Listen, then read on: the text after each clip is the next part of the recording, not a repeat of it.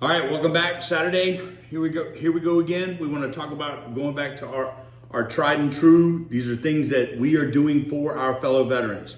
I have no stake in the game. I want to help you. My partner Tim Qualls wants to help you. We do not make any money off this. We do it for absolutely free. And when you start to do it, well, okay. I got my salary doubled. Yeah, this year he got a salary double.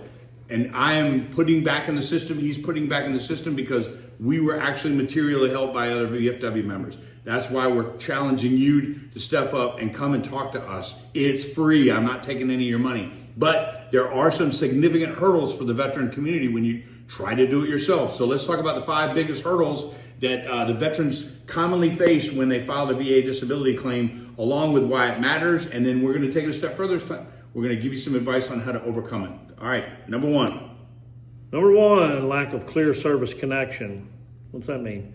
Well, get a claim filed, you got to have a service connected. You got to have something service connected that they can deem as service connected. So to be approved for that condition to be service connected, the VA has the condition has to be current. It has to be documented in service or caused by or aggravated by service. And it has to be linked by medical evidence. Why is this a hurdle? Well, many veterans have conditions that develop slowly. Like you could have not even known you twisted an ankle, but over time you get more and more pain and you get arthritis develop. Just kind of an example or something. Or you were exposed to something, which is why the PAC Act came along. You have no idea at the time, but all of a sudden you start developing these things. So they develop slowly, they weren't documented when you were there, or they weren't diagnosed until years down the road. So how do you overcome something like that? Because you're like, well, it didn't happen. So what you have to do is get a nexus letter. A nexus form says you have a condition and more than likely it was service related or something in the service caused this. So you need to get that nexus letter from a qualified medical provider, your primary care doctor, a specialist that's treating something who could say, oh yeah, that was most definitely caused by this that happened to you in the military.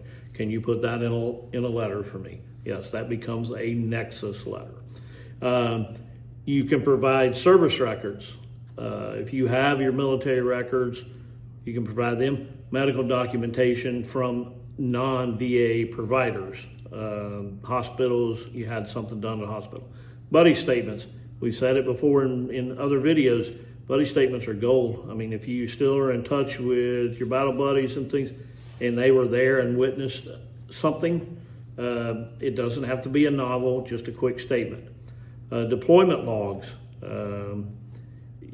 If it's a possibility that if you were deployed to this area and they say, oh, they shot chemical weapons towards that area or something.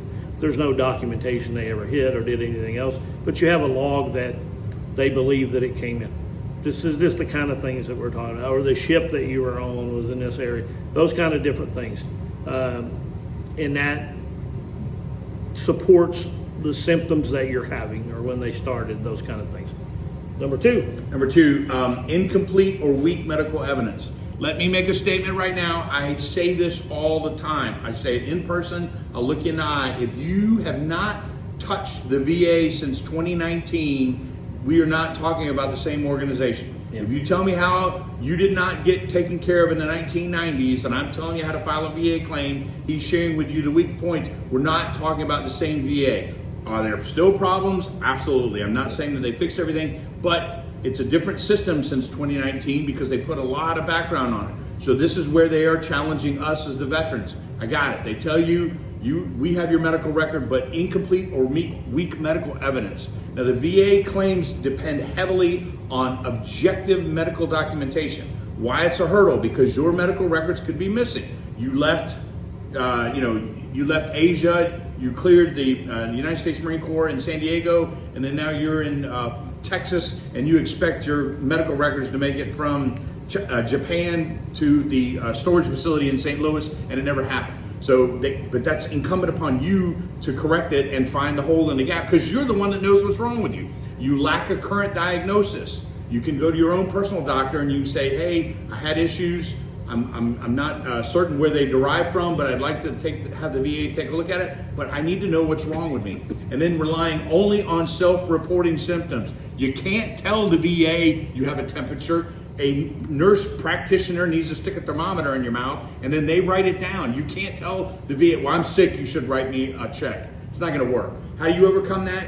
You ensure you have recent diagnosis and treatment records. You submit private medical evidence, not just your VA records. And then you document symptom frequency, severity, and impact on a daily basis. Look, every single one of us in uniform pulled staff duty. You pulled some kind of fire watch. You pulled, you were the ship's watch. You had to document everything while you were there because later on it was used as a guide for the commander and the command team to make decisions. It's the same thing here. We're just asking you to document the frequency, the severity, and the impact on your daily function. When you go forward, you now have line items that the VA must recognize. Now listen, we're doing this because we really care about you guys. We're doing this because we really want you to succeed. So don't forget to like and subscribe to this channel. Hit the notification bell up in the corner so that you don't miss an update. All right, number 3, Tim. Number 3, errors in VA forms or missing documentation. If it's on there, if you're in doubt, fill it out. When in doubt, fill it out. There's a good thing. Live by that. So there's a block. Obviously, you're like, I don't know that. If you don't know it, like a VA file number, or you don't know what you don't know. So that's why you get people to help you. A veteran service, another video, go back and watch them. Why it's important for you to seek out a service organization to help you fill out your claim. They know what boxes need to be filled out. Make sure you're filling out the right boxes and you put the right information in those boxes. So there are deadlines on some things. Like once you submit a claim, you may get things back. So like on your intent to file, that's a very important document because it sets your back pay date. So you file your intent to file. That gives you 1 year to actually have your claim in the system from the date you put the intent to file. If you miss that deadline, you now lose that whole year for back pay, and you start all over again. Supplemental claims, appeals, all these things have timelines and deadlines. You got to make sure you watch those. Even small mistakes, this is the hurdle. Wrong form, missing signature, incorrect evidence uploads can delay claims for months. You got to figure you're not one of one who got out of the military or who has been a member of the military and is still living to this day. So there's a log here, there's a backlog. Don't give them any reason to put your file in the bottom of the pile or put it in this file over here, which is, we'll get to it when they get all the stuff to us. Make sure you put in the right stuff the right times. How do you overcome it? You go to va.gov, use the VSO, the Veteran Service Org, which is what we highly recommend. Highly recommend. Because they will check your stuff. They'll make sure they will file it and get it into the system, upload it, do all this other stuff. Double check the required forms. 2152, 21526 easy form, 214138, 218940 for the individual employability, etc. And keep copies of every single thing you put in. When I tell you, if you work on a claim, you take every copy, put it in a manila folder, my 2025 claim. If you upgrade 2 years down the road or try to file for an increase, start a new manila file. That way you have these files then that you can keep track of what's going on that particular case. Number 4. All right, so number 4, your C&P exams. So the compensation and pension exams are often carry the heaviest weight within the VA's decision. Yep. Here's why it is a hurdle. Sometimes they're rushed exams. The examiner immediately puts you on his calendar for 10 o'clock tomorrow morning. Once you get in there, he's hurriedly rushing through everything because there's 15 veterans behind you. So inaccurate examiner's reports, the veteran underreports his or her symptoms, or the examiner is unfamiliar with specific conditions. For example, the traumatic brain injury, MST, Gulf War injury, PTSD. How to overcome this. Be honest and specific. Do not minimize your symptoms. Yeah. Submit a personal statement outlining your daily functional limitations, and then request corrections if the exam report is factually wrong. And the best person to help you with that request to submit for correction is the Veteran Service Organization, the VSO. Correct. Yep, and those C&P exams, by all means, be honest. Keep your integrity, but don't minimize. That's one of the biggest things we get, because we're all taught, play it off, downplay it. Don't do it. Get a straw, suck it up. Do not act. Nope. Don't pretend that has been advice in the past. Yep. Again, if you haven't touched the VA system since 2019, go in there, tell the truth, make sure you have a log of all the symptoms. It hurts when I get out of bed. It hurts when I take a shower. After eating certain kinds of foods, I struggle with digestion. All of these things on a constant basis. Listen, and then Tim brought up a great point a moment ago, and I'm going to highlight it.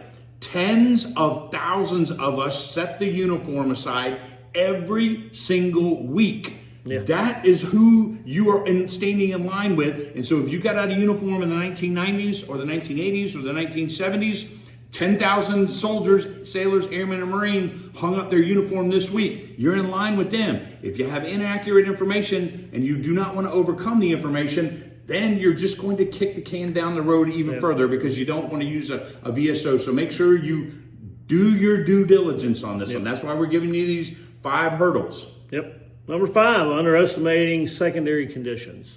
Again, this goes along with, I'm tough, I'm sucking it up, there's nothing really wrong with me, but I can't move for 30 minutes once I get out of bed. It takes that long for my back to straighten up, because you jumped out of airplane. Because you jumped out of airplane or something silly, Yeah, something stupid. So anyway, many veterans qualify for higher ratings through secondary conditions. That is correct. But we just don't even think about it. I mean, because one thing is, we, as just veterans who got out, this doesn't get explained to you in your tap out or whatever program they're offering now. When you're transitioning out, they don't go deep in depth with these things. But you have a main condition that can cause secondary problems. Right. And you have issues that can be worsened by once you get rated, that can be worsened by your service connection disability, that you can then go back and file on those things. So that, again, VSO, we're going to preach it until you start listening. That is your biggest ally, is a VSO, because they are going to shoot straight with you. They're going to tell you exactly what you can do and how to do it. So the hurdle for underestimating your secondary conditions, you overlook sleep apnea that may be associated with PTSD. Obesity is another secondary to PTSD. There's just weird things that you would never even think of in your head. But you talk to a VSO and they're going to hit all these things. They're going to ask the poignant questions and they're going to pull that stuff out of you. Knee injuries. Knee injuries affect hips, backs. I mean, you kind of get in the picture here of what we're talking about. Diabetes, secondary to that is I can't feel anything in my feet, neuropathy. So, I mean, that's what a secondary condition is. Medication side effects.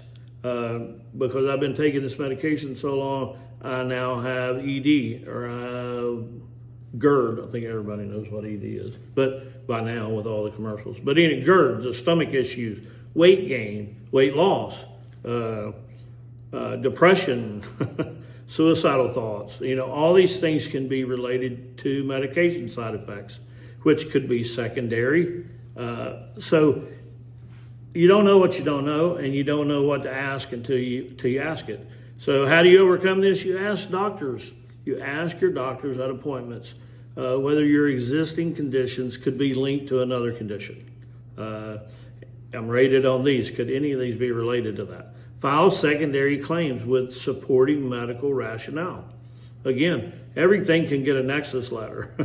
And a nexus letter from that can be, hey, because he has ulcerative colitis, he now has liver issues, but it's connected to the ulcerative colitis, which is connected to Gulf War syndrome. I mean, the possibilities and links are there. It's for them to decide whether that's true or not. Then you submit lay statements that describe your symptom progression. But all this can be done through the log that Tim talked about earlier. I did this for myself. I documented, I gave myself a pain score, 1 to 10, how many pills I took during the day, just basically, did I have any bleeding during the day? Did I do this? I mean, take your specific condition, fill you out an Excel spreadsheet, and list these things that you think would be relative to that condition, and keep a daily log. And I had years of logs, so when I walk in and put this down, they're like, oh man, crap. Okay, how many times were you in the hospital this year? Or how many times were you treated this year? Those kind of things. Anyway, you get the point. So, all right, listen, now it's your turn. If you're ready to stand with your fellow veterans and make your voice heard, it's time for you to join the Veterans of Foreign War today. If you join now, we're going to make you eligible to win one of these awesome PC. Oh, it's floating right here? Okay. Yeah, it's here. Make it eligible to win one of these awesome gaming PCs. Ex-Arribas donated one of these phenomenal machines,